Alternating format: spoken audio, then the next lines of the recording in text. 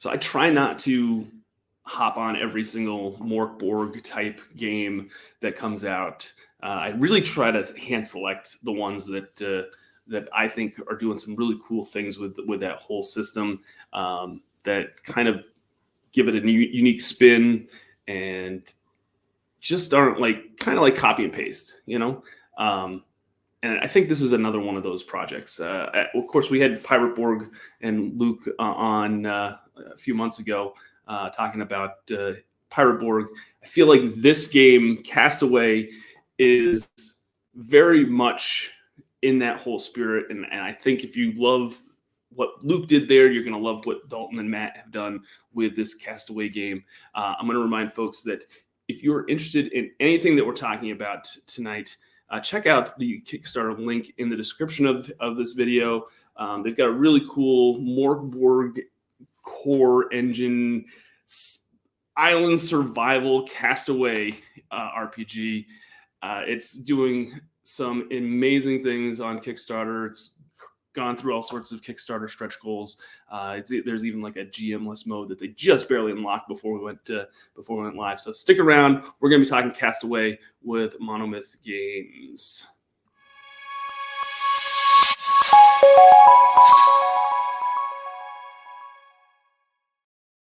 Hey everyone, welcome to Victory Condition Gaming. My name is Doug. Today on the show, we're talking Castaway with the guys at Monomyth Games. And this is, like I said, this is a Kickstarter, so go check it out in the description. But stick around; we're going to talk with them and get some more information on it and see if this is something that your gaming group would be interested in. I will, before we start and bring them on, I would like to mention that if you're coming across our content for the very first time, hit that subscribe button. We'd love to have you as part of our VCG community.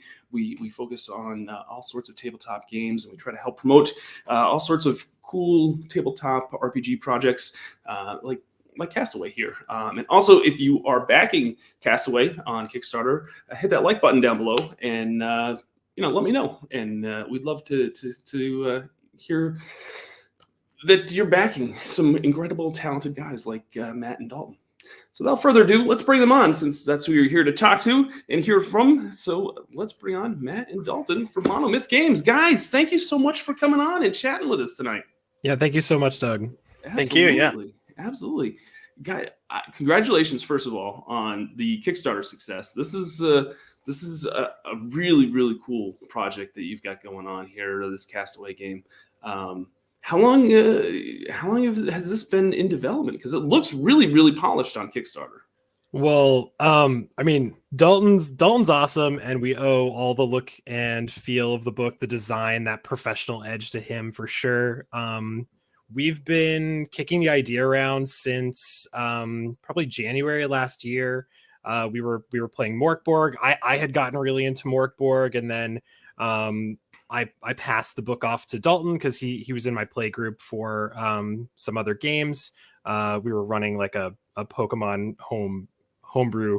But then as designers, both were former co-workers. I was like, Dalton, you got to check out this book. It's so dope. So we kind of nerded out about it, got really involved, ran some games, and then we started kicking around the idea of doing Castaway, like I said, about last January. And at some point we were just like, hey, let's we're really into this project. Let's take it seriously and see what we can do with it. And so we just decided to try it out. Yeah, it took me by surprise. I didn't realize it was coming. I saw my friend Matt backed it, and I'm like, oh my god! Like, how did I not know this was coming? And usually I have my ear to the ground on a lot of projects, and this, in fact, Matt's right here. He just says this game looks so awesome. Looking forward to playing it. Yes. Yeah, so, I chatted with him too. Matt's great. We actually had him on the show last night, which was awesome. Yeah. Let's before we tell us a little bit about Monomyth games and how it all gets started and what you guys do and all that. For sure. It's something that I kind of really started up, and I brought Dalton in to do the design work. I've been GMing for over a decade. I love RPGs. It's huge for me. and it's become a really big passion. I started out in cinema. Actually, I went to film school. Always been interested in storytelling, and then I actually had the unique experience of starting GMing not using D&D, which is pretty uncommon from what I hear around. So I came at it from a different perspective, and I have Mouse Guard to thank for that. Anybody plays Mouse Guard? Mouse Guard is awesome. Love that game. Love the comic books. Go check it out.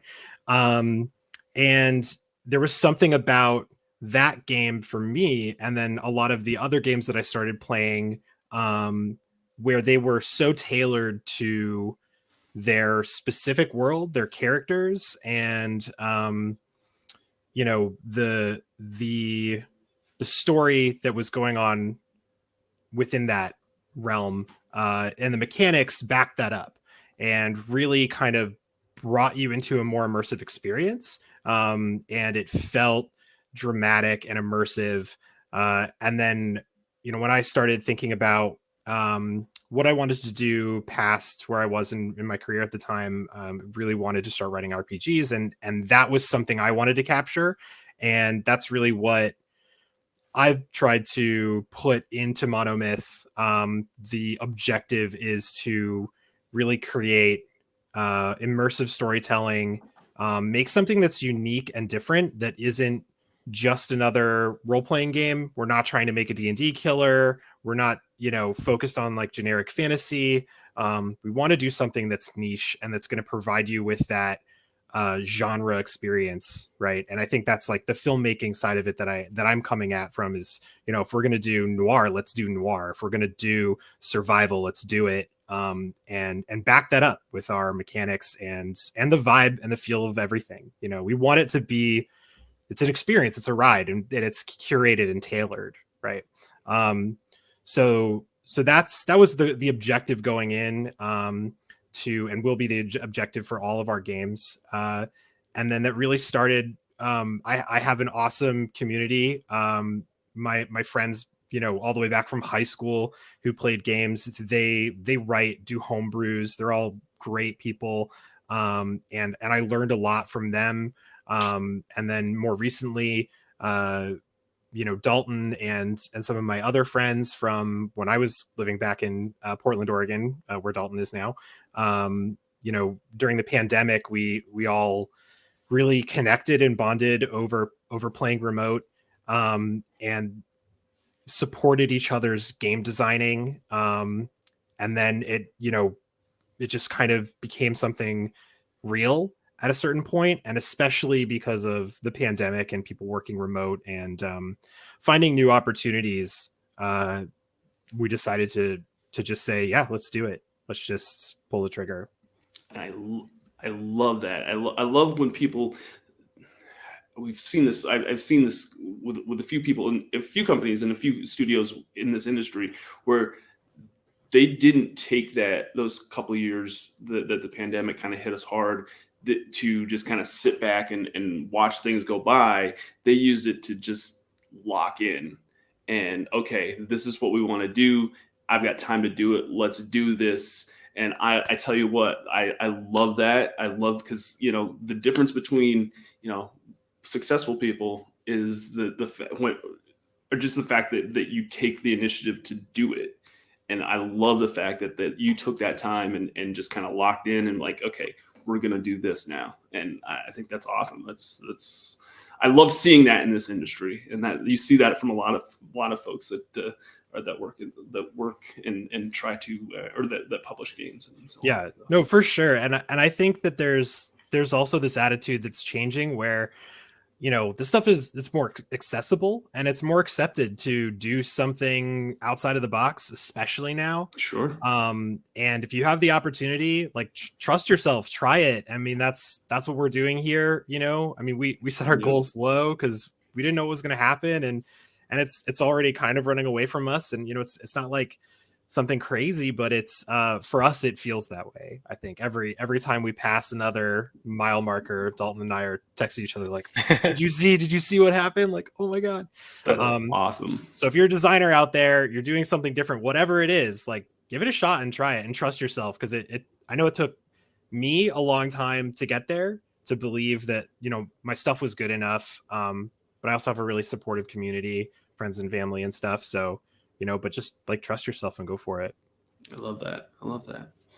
So you have some cinema background is like actually kind of a common thing for the RPG industry, which I found really? is just yeah. I've had quite a few people on that have worked in. That's so interesting. Yeah, it's really cool. We're all storytellers. Yeah. I guess that's what's You all have that in common, which is cool. Dalton, you want to tell us a little bit about your background? What you know, how you got to be in the position that you are right now? Totally, yeah. My background is not with cinema, but my background is in visual storytelling. So I went to school in Portland for graphic design, and kind of right out the gate, my first job is where Matt and I met and became friends. And like he said, through the pandemic, we played a lot of tabletop games, most of them being systems that he created himself, so we could test them and play and have fun.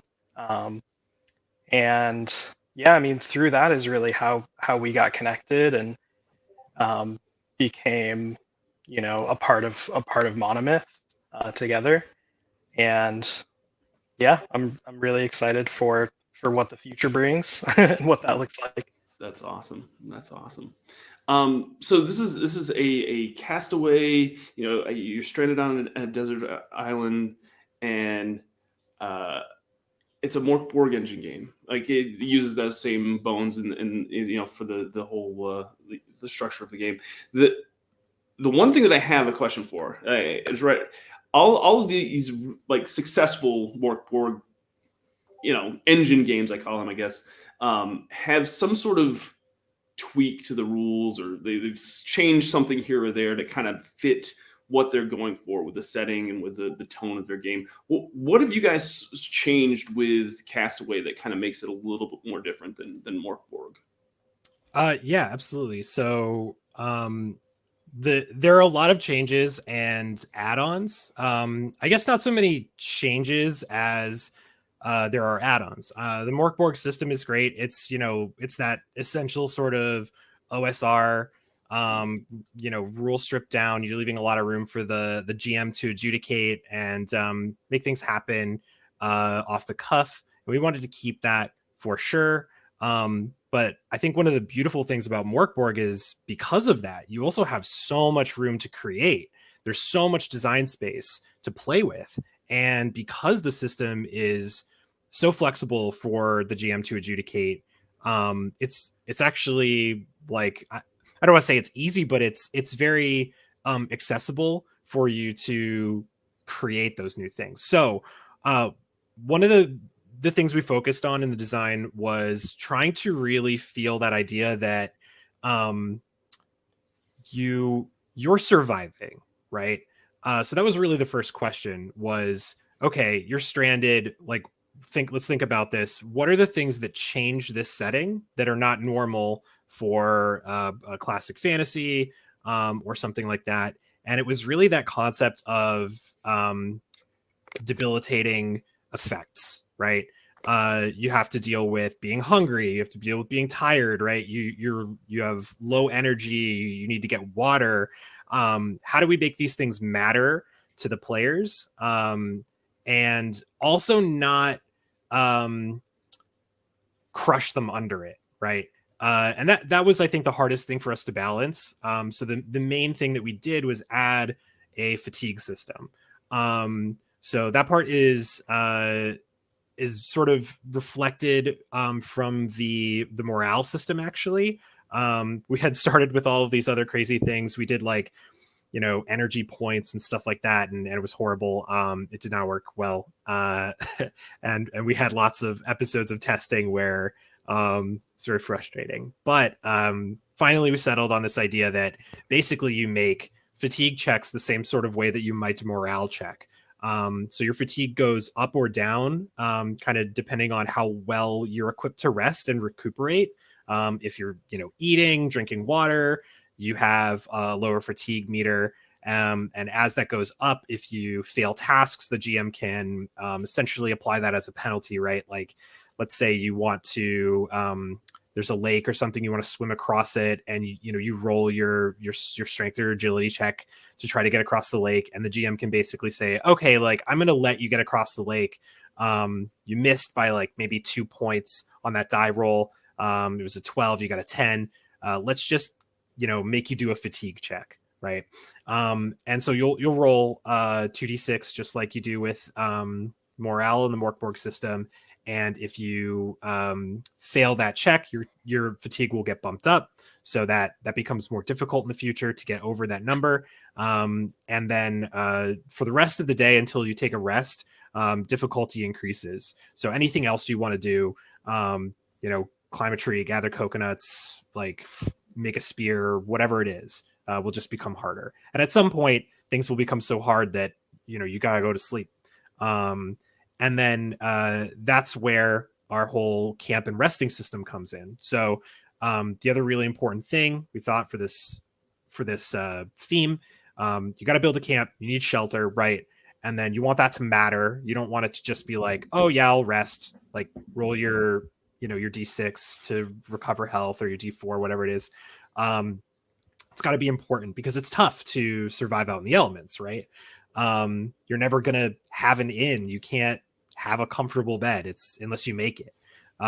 So we made that camp section effective fatigue. So when you sleep and rest, based on whether you have a fire, did you make a hammock? Do you have a roof over your head? If you do, your fatigue will recover at larger intervals, right? So higher dies will be used when recovering fatigue. And of course, you'll also get your health recovery as well, things like that. Those are like the two big ones. And we wanted to give people something to work for, a goal to set their mind on. So the making camp is like a nice objective to have. There are also some other systems. So we have debilitating illnesses or ailments. So these are everything from, being poisoned, right? There's like poisonous, venomous things on the island, to bleeding. You get cut. You're stranded on an island. That's a way bigger problem than it is if you can get bandages, right? You don't have anything to deal with that. You're not just going to go to the shop, buy a poultice, and fix it. It doesn't happen. So you have to do that all yourself. Infection's a huge issue. You eat something that's got worms in it. You cut yourself on some coral, you get infected, big problem. There's heat stroke. You're out in the sun for too long, you get sunburned, right? And then we also did, to kind of motivate people as well, we added that cabin fever aspect. So, if you want to sit on the beach all day and chill, that's fine. But at some point, you need to get up and do something, or you're going to kind of lose it. And all of these things also felt very Mörk Borgian, right? These are things that are, like pulling you down, and they have pretty severe consequences. We just thought that really fit well. And then let's see, what else do we have? The escape plans, right? So to provide players with a glimmer of hope, there is an escape plan system, and there's two different kinds. So there are like ongoing escape plans. So this might be like a signal fire, and you can essentially make progress towards things like the signal fire. The bigger it is, the more burns, the more likely it is to succeed. So while those have like small chances of success, the more you work towards them, the more that increases. And, you might roll for that every morning when you wake up if it's still in effect. You write help out on the beach, whatever it is. And then you've got your one-time attempts. You want to build a raft, that's fine. Go for it. But you try it once, and if you fail, you fail. Again, you can make progress towards it. So the better your raft is, the more likely you are to succeed. But if you fail, then, you're how far out, and you've got to make it back to shore again. Let's see. Are there any other systems? Dalton, can you think of anything that I'm forgetting? No, you covered quite a bit there. Yeah, no, it definitely. I love how you've kind of added a few more elements to kind of make it feel, like you're trying to survive on a deserted island, and I love that. I think that's really cool, because sometimes it's hard to take an existing system and make it feel like, a certain setting. So it sounds like you've done a phenomenal job of doing that.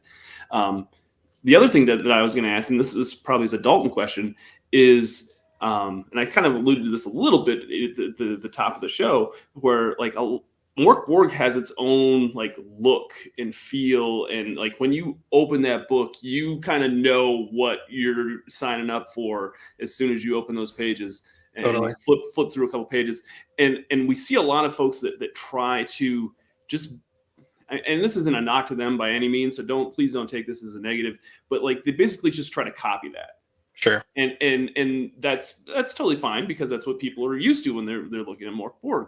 Yeah. I love it when people take their project and give it its own like look, but also make it feel like you can definitely tell that there's Mörk Borg influence. And I'm gonna show this on the screen just to kind of show some of the pages that you have on display. How hard was it for you to kind of give Castaway its own kind of look, but yet still kind of make it feel and be similar to Mörk Borg? I as a graphic designer and as someone that has had to lay out a lot of this book already. Yeah. It was challenging, and Matt and I definitely had a conversation about this early on, because that's initially the direction we went, is like, it's a Mörk Borg, piece. So we want it to feel like it's a Mörk Borg piece. And a lot of, when we were first starting out picking, trying to pick colors and like just a general feel for the piece, we were initially drawn to those like high contrast, the yellow and black and pink, and that, we see in Mörk Borg, which I love. But I think at one point I kind of had brought it to Matt to be like, hey, this is kind of what I'm thinking. Like, I think we could end up taking the look in a little bit different of a direction. Because for Matt too, I think, he was also wanting this to be able to stand up on its own, and for it to be, an individual piece, and not just kind of blend in with other Mörk Borg pieces. And so I think, it was a little bit of a step. We weren't really sure how it would be received, and so I'm glad to hear that it's been received well. And as far as for that being difficult, I think it's definitely challenging to try and morph this into something else. But I think I've got a little bit of an upper hand, kind of coming from a different space. This will be the first, tabletop rule book that I've designed for. And I've experience with publication design, but this is the first like tabletop specific thing that I've designed for. So I think that kind of gives us a little bit of an edge there as well. Oh, absolutely. It's just fun because speaking with Johan has said, when he was laying out and designing the actual look of Mörk Borg, he wanted to take every rule that he was told he couldn't do in graphic design and layout, and just break it. Like every single rule he was told not to do, just do it. It's evident. And so it's really neat to see people take that, and it's really kind of great because I love how his layout design has kind of inspired other people to kind of create their own things, and yeah, it definitely comes through on this, and you've done a great job, and it's awesome. Yeah. Actually comment in there that it's gorgeous. Yeah, it really is. You did a great job of mixing both giving it its own feel and kind of giving it that Mörk Borg. Let's see here. Let's go to some of the comments while we let's see here. Snowkeep says, I just upped my pledge for the Gmless add-on. Thanks for adding that. Awesome. Yeah, because that's solo play and just Gmless play is a big thing right now with the whole tabletop industry, which is really cool to see because you know, it's neat to be able to just kind of pick up a game and play it on your own if you want to, or if you For sure. or if you have a group that doesn't really want to have someone that GMs, and you know, I'm always the GM, and Yeah. I get wanting to step back sometimes. We got so many requests like right away. People were in the comments, "Hey, are you going to have a solo version?" And honestly, it's not something I had even considered. We hadn't really talked about it, and I don't play solo RPGs. So you know, I had known about Solitary Defilement, and people pointed that out as well. So I gave it a read, and you know, I have played games that are similar. I don't know if anybody's familiar with Legacy of Dragonholt. That's Yep. more of like a choose your own adventure game, stuff like that. I love them. I've definitely played things like that more in a board gaming space than in a role playing game space. But you know, we talked about it a little bit and we were like, hey, do we think we can take this on? And you know, after reading Solitary Defilement and some other material, we were like, yeah, let's do this. I think this is really good. And especially, and like Dalton pointed this out when we were talking about it initially, it just fits the vibe so much, right? You're Castaway, you're Sure. alone. Yeah. I think that's awesome. And you know, I think had it been another project, I don't know if that would have been like so forefront. But I mean, it overlaps so well. We were like, yeah, we got to do this. And then Dalton knocked that cover out in like 12 hours. That was crazy. Wow, nice. Yeah, I was shocked. He was just like, all right, I'm gonna work on it. And he came back like 12 hours later and he was like, how's this? And I was like, that dude, That's awesome. You're a wizard. He's a wizard. Every time he posted new mock-ups for me, I was just like, what, dude? That's So, awesome. props to Dalton. Yeah. I'll be honest. When I first saw the campaign, I was like, Castaway. That's like, how can you do an RPG where like you're alone on a deserted island? And then I'm like, oh, you know what? Lost was totally a whole group of people that were on it. I'm like, yeah, you could totally do. And then like the more I thought about it, I'm like, oh yeah, this is a really rad setting. Like I could get behind this. Yeah. So. Well, and I love the idea too that you know, Mörk Borg, like death happens, right? Yeah. That's common. And I see a lot in forums, like on Reddit and stuff. People are posting like, hey, like, how do you guys deal with player death being so, you know, common in our games? And that was something I thought also fit. And another reason why Mörk Borg was I think such a good fit for this genre. You know, you die, like new people wash up on the island. Oh, absolutely. And that's exactly what I was thinking. And I thought, so it's so easy. And it's like, how do you drop these people in and give them a shared goal? Well, I mean, your shared goal is like, I don't want to die, man. Like, you know, you don't have to want the same thing other than just to be alive and to survive and maybe get off the island. So I think it'll also be really great for people who are kind of new to RPGs and, you know, struggle a little bit with the narrative stuff because they can use Stranded if they want. And then, you know, if you kind of convert that into a GM's game, there's a lot to play with. And it's not going to be hard to motivate your players to want to stay alive because that's all they have to do. Let's see. Your Hungry Ewok asks, is there a loss of sanity the time the players are stranded? Yes. So definitely with the debilitating ailments system. So you acquire all those ailments in different ways. Some of them are triggered, like let's say the shark bites you, right? You can get the bleeding condition, and then you have to manage that, and it gets worse unless you treat it. And that's how they all kind of work. But the trigger for something like cabin fever is simply not exploring, right? Okay. So sure. Every day or two, I think you basically rack up points of cabin fever, and at some point, the only way to get rid of them is to leave camp and go exploring or do something that's entertaining, crafting things, whatever. There's also a mirror for the misery system from Mörk Borg. We really wanted to keep that, and it's you know, again, an optional rule. But it allows you to kind of track the passage of time, right? You guys have been here for a month, 3 months, a year, 5 years, 10 years, right? And the miseries will in this, it's just that passage of time. So those things will affect the players and the island and impose changes. So that's kind of how we're representing that in the game.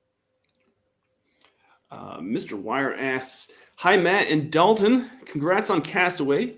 Considering you had to create a stretch goal, did you expect to attain the amount of money and backing you've currently raised, or is it still all a surprise to you?" No, we thought maybe we'd get to 10K. I think that was like when we were talking about it early, we're like, okay, like yeah, we'll definitely be able to print the book. That'll be fine. Yeah. But 10K, like maybe we'll reach 10K. And now it blew past that in its first week. And yeah, we've been kind of trying to play catch up a little bit. And I saw another question about add-ons and stuff. And yeah, that one. Yeah, I think we thought we'd have a little bit more time to get those answers from our printer before we hit those goals. So I very much appreciate everybody's patience in waiting for that specific information. We definitely want to give you the most accurate information. So we want to make sure that, we're not asking too much from you or too little so that we don't have to change that on you later. So we are still getting that information from our printer. But as soon as we have that, those will go up.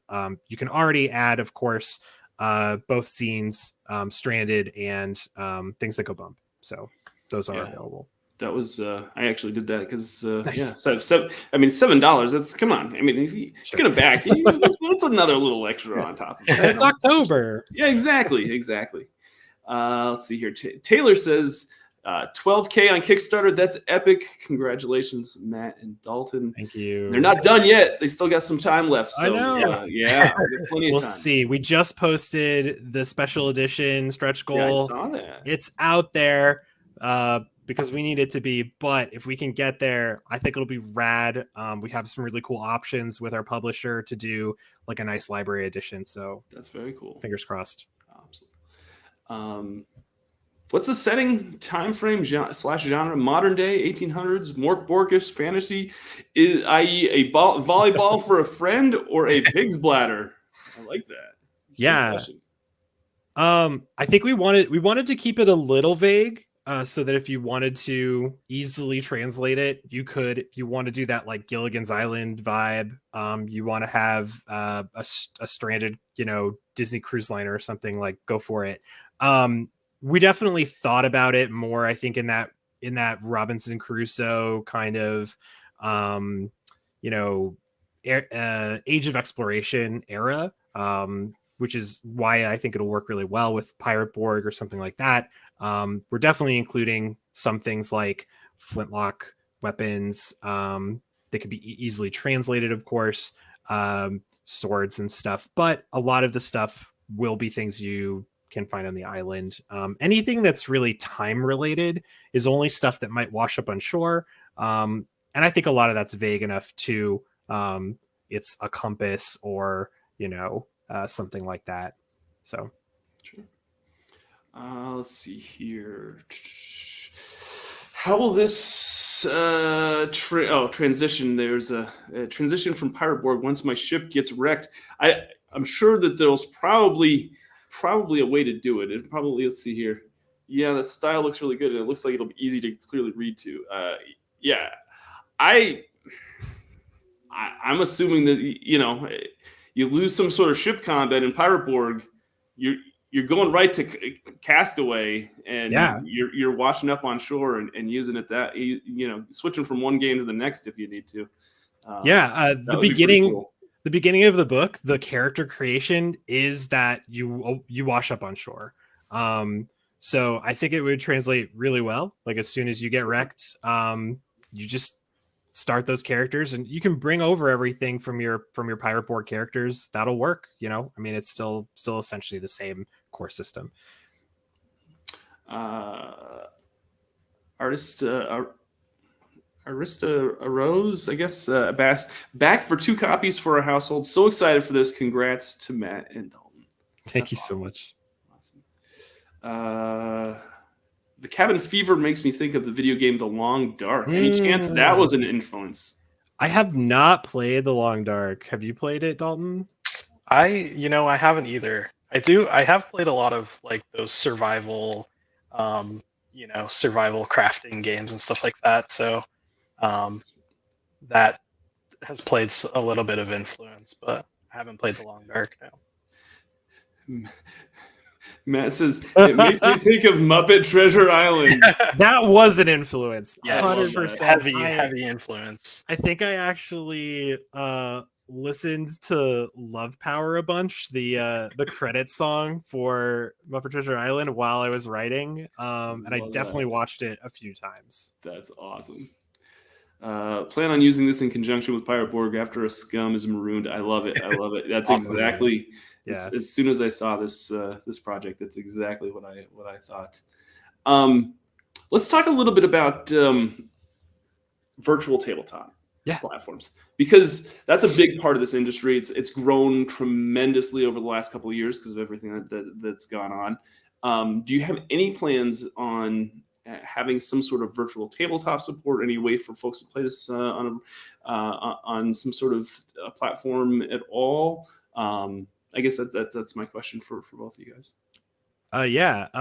So we have experience, both myself and some other people who are also working on the project.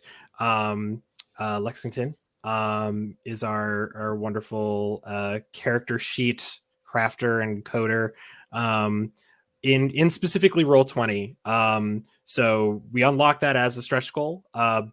However, we have gotten quite a lot of requests for Foundry add-on, so that's definitely something we're looking into. We want to support our players as much as possible, so whatever we can do, we'll definitely try to do it. I'm all about it. I love doing virtual tabletop. It's so important right now, so yeah, absolutely. At the very least, making sure that character sheets are available is really important, so you can track all that stuff. And then in the future, if there is other support like modules or things, we'll definitely take a look at it. And of course, the maps, we're going to make sure that we've also unlocked are scaled appropriately for virtual tabletop as well as home print if you want to do either or. Nice. Let's talk about something that also, as soon as I saw your Kickstarter page, I'm like, yeah, these guys know what they're doing. This is because I always love when a Kickstarter page is well laid out. You've got a lot of thought and detail into it. You've got all your graphics and your mock-ups done, and it's amazing. And then once I look at that, I'm like, oh, this looks good. Let's go take a look at the pledge levels. And I love this about you guys, and I can't stress this enough to a lot of people that want to like put out RPG books in general. Keeping your pledge your pledge levels simple, and definitely. I love this.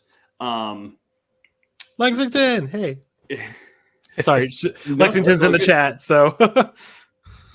Working on the sheets while I watch this. Awesome. They're the ones that are yeah, awesome. Yep, character sheets. Yep. Thank you, cool. Lexington. Let's talk about your pledge levels, because you've got if folks just want to give you $1 or a couple dollars or whatever, there's a no reward level if they really want to, which just kind of helps you guys get this out in print. Yeah, you've got a $15 PDF level, which is awesome. That comes with the digital stretch goals, I assume, as well. Yeah, all the stretch goals. Yeah, digital stretch goals will be included. Yeah. Awesome. And then $30 gives you the stretch goals and the physical book. So for like $15 more, you get the physical copy. I love that. It's not like a huge jump, and it's just like, okay. And then of course, shipping will have to be included after the fact in the pledge manager. Right. Do you guys have plans for a pledge manager? Is that anything you've discussed at this point? Yeah, absolutely. I think it's gonna make the system a lot easier for our backers. Whenever I back stuff, that's always important. And we want to make sure that people have time to make adjustments if they need to.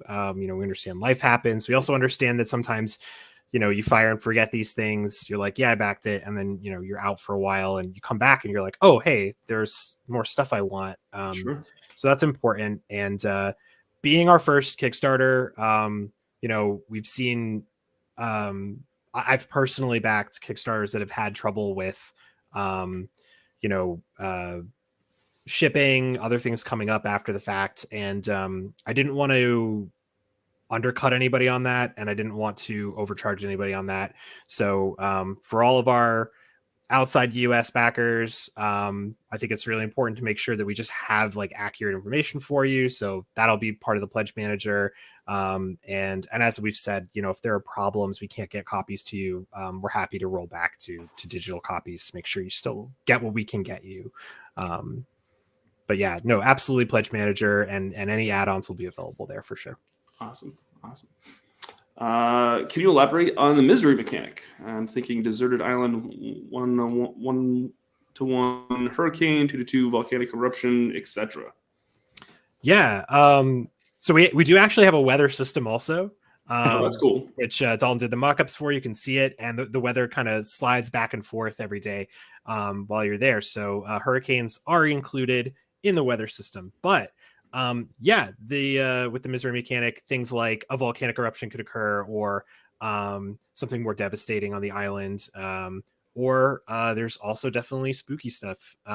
We included a little bit of that Mork board weirdness, so some weird things will happen the longer you stay on the island. Very cool. Let's see here. If anybody else has any other questions, let us know in the chat. We're kind of coming up on time, so I don't want to keep these guys too long. Let's if folks want to know more about Monomyth and all the stuff that you guys are doing, where should they go? Where do you want them to go specifically? Do you have social media, web pages, all website? Yeah, absolutely. All of it's linked on our Kickstarter, so you can find it down at the bottom. But we have our website. We have a mailing list that you can join there. So if you want to kind of hear it directly from us, that's a great place to do it. We've got other projects, future games too. Yes. Yeah. Yep. Yeah, we have other stuff coming down the pipe, so we'll let you know about those releases. We have a really cool game with an amazing artist coming. It's called Yokai Tales, and awesome artist Nogi-san is doing our art. She's unbelievable, so you can check her out as well. So that's a great place to do it. Sign up on the mailing list, and then we've got Facebook, Instagram, and we're on Reddit as well. And all those links should be on the site. Excellent. Well, guys, I don't want to keep you much longer. I know I told you 30 to 40 minutes. We're already at 43, and I appreciate you coming on and chatting about this. I'm super excited for this to see this in print and see how it ends up once it's all said and done. Congratulations again on the success. Thank you so much. Thank you.